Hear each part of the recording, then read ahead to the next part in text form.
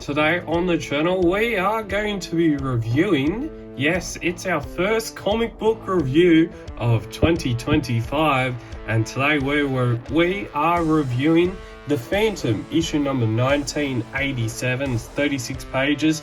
Front and back cover are done by the magnificent Marcelo Bates. He's an absolute legend. You can tell if Marcelo Bates has done a cover because look at the jam-packed variation of colours. They're bright, they pop, and they always, most of the time, look really, really cool.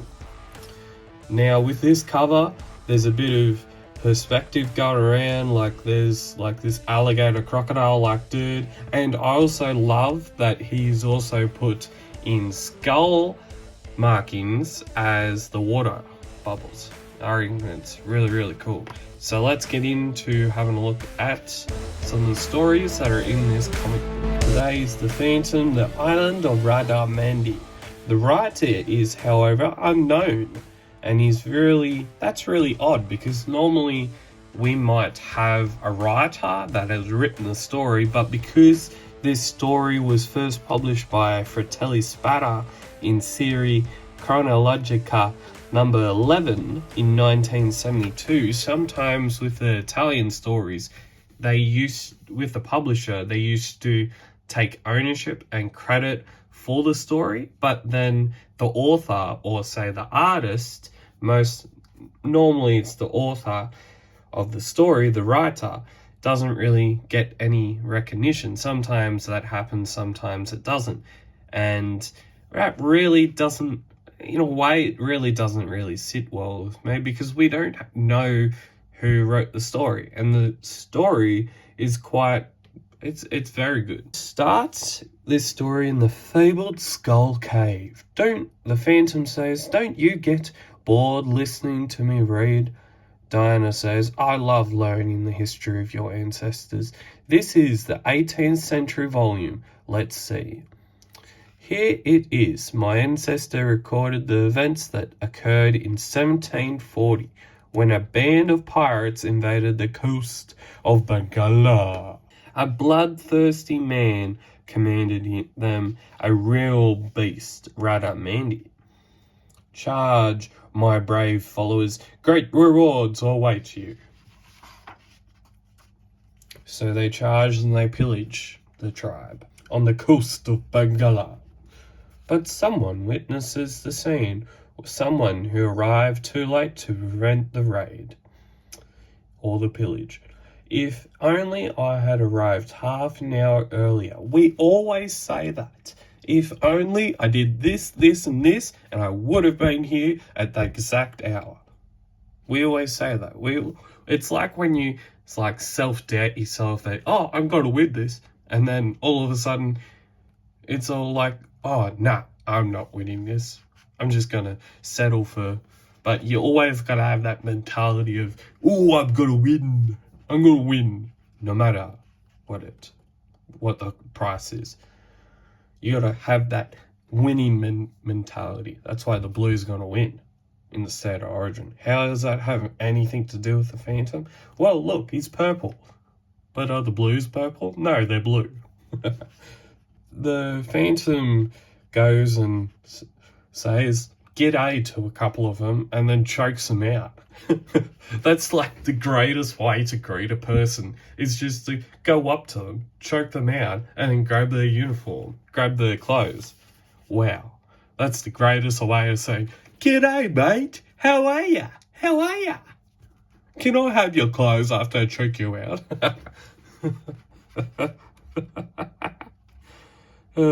Classic. And then Rada Mandi says, "Weigh the anchor, head back to the island." The Phantom says, "I'll wait until I get closer to the island to make my move. I want to destroy these pirates' hideout, the island of Rada Mandi."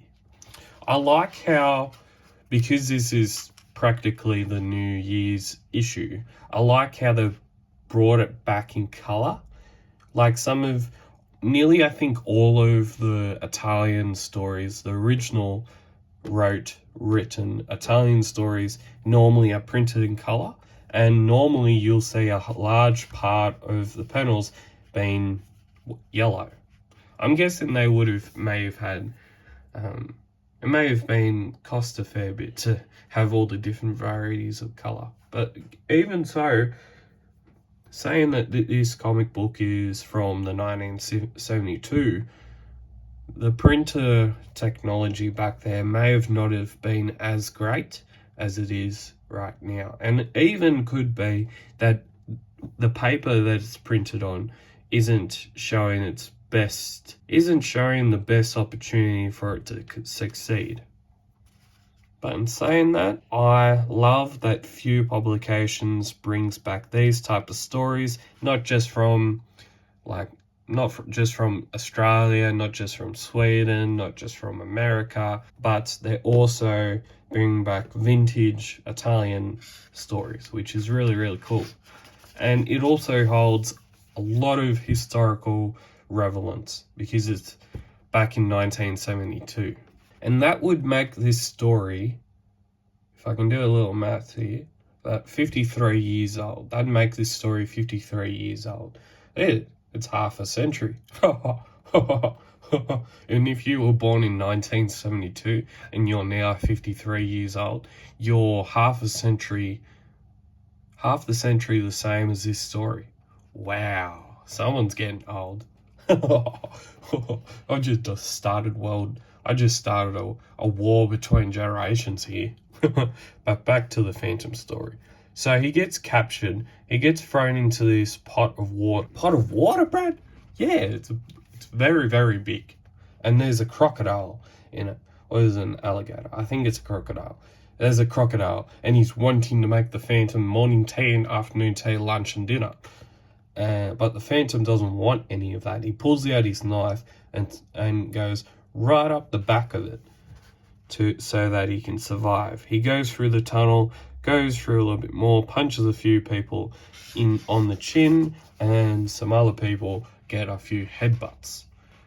All they do need is a soccer ball, headbutt it, and you're in the goal. Then the Phantom moves on to where the artillery room is, the gunpowder is, and he puts that on a timer, because that thing's gonna blow big time. He grabs one of the barrels of gunpowder and he says, "Hey, this is gonna go off. I would get out of here." And they all run like chickens. Run like chickens. There's gunpowder. His old mate's holding some gunpowder. What are you gonna do? Run like chickens? Yes. Be like a chicken? Yes. And then he saves the governor's daughter, and they move really, really quickly because this island's gonna blow big time. And so they get to the nearest boat.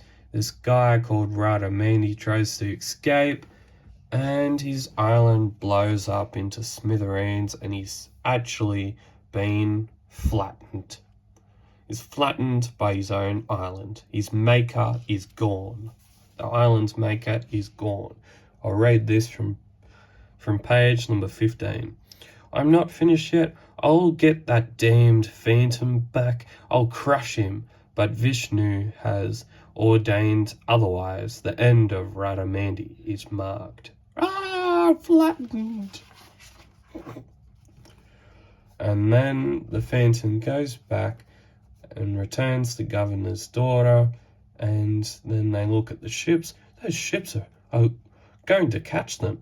We will never hear of these pirates again. Make no mistake, they are like weeds. Once pulled, they always grow back. Yes, if you're a gardener and those weeds, they always come back, don't they? They come back and they always persist.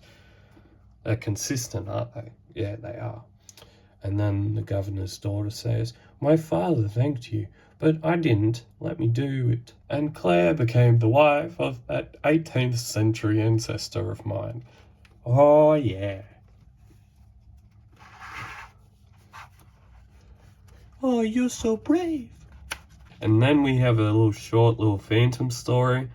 And it's like there's these comic book stories, and Few Publication published a book back a few years ago, and the stories and the comic book series are called The Phantom Adventures.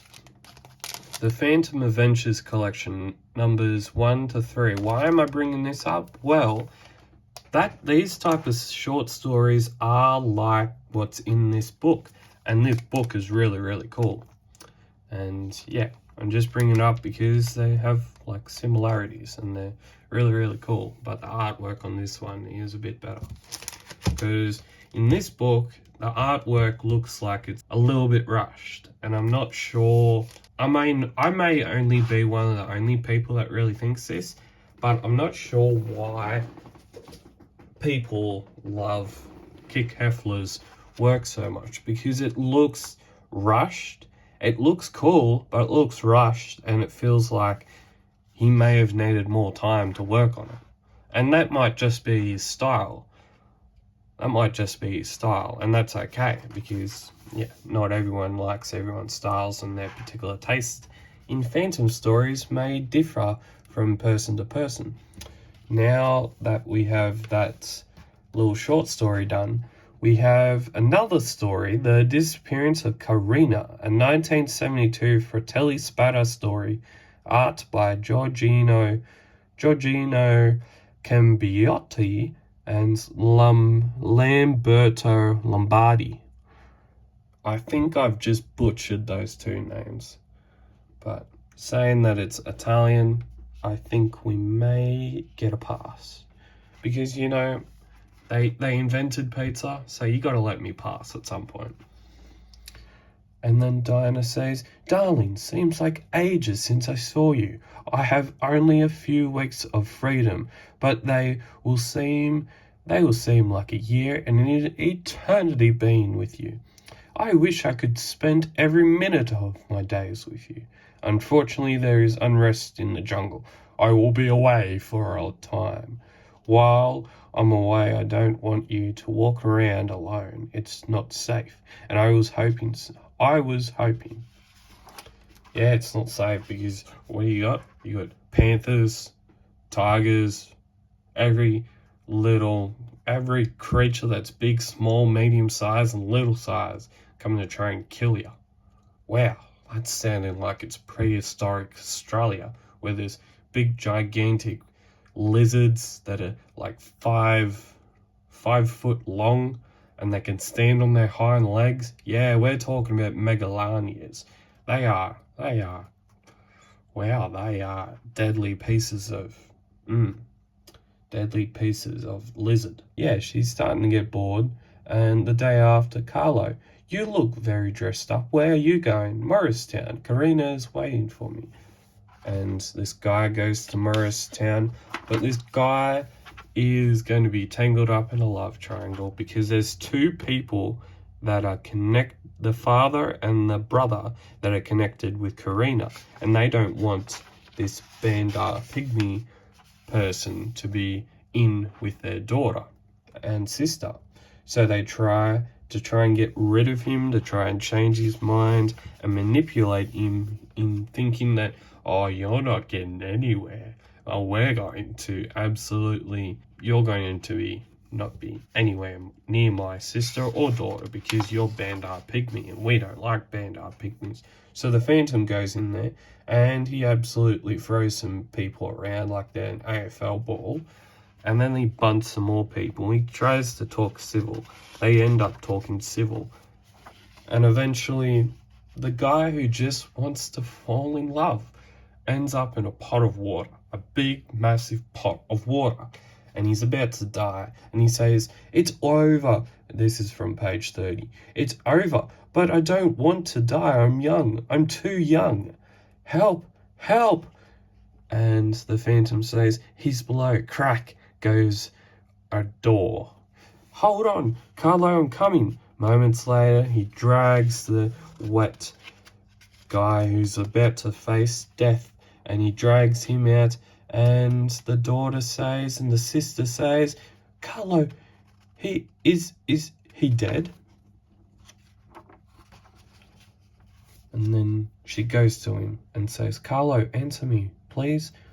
The Phantom says, What do you say now, Kaluti? I recognize the wisdom of the Phantom. Love knows no obstacles. And that's why you never create a triangle around a couple of people. And the Phantom then says, As for you guys, I hope the lesson was enough for you. And the Phantom then says at the end, And do you want some advice to come to the jungle? You will learn things there that cannot be learned in the city, and that will make you better men. Wow, he is true about that. And then we have another short little story, and it's called The Flood. I like it how they've included the short little stories in this book, because it just gives that like little bit of extra, and obviously it's used as a filler, but it also just gives that like extra little bit that if someone really wants to read it, they can feel like nostalgia in a way. And yeah, if they've got the original comic book at home, then they can like compare to what this was printed like, and this is the new 2020-25 reprint of it all. It's really cool. And then we have the Be Like the Colonel and subscribe to the Phantom for $218 per year. I've subscribed to the Phantom. It comes to your post, gets delivered in the post, and it's really cool. It's really good. You get your Phantom comics a day or two before it actually comes out in the newspaper, in the news agency, and you can subscribe online at www.phantomcomic.com.au.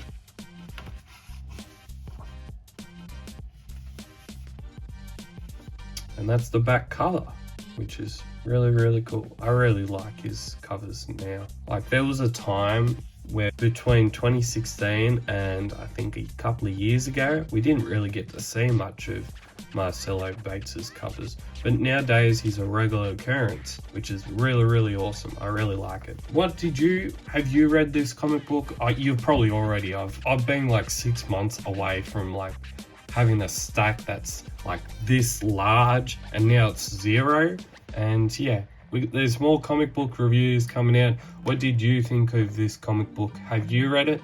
And as always, keep Phantom Caving, stay safe, and you will see me next time on the YouTube channel very soon. Bye!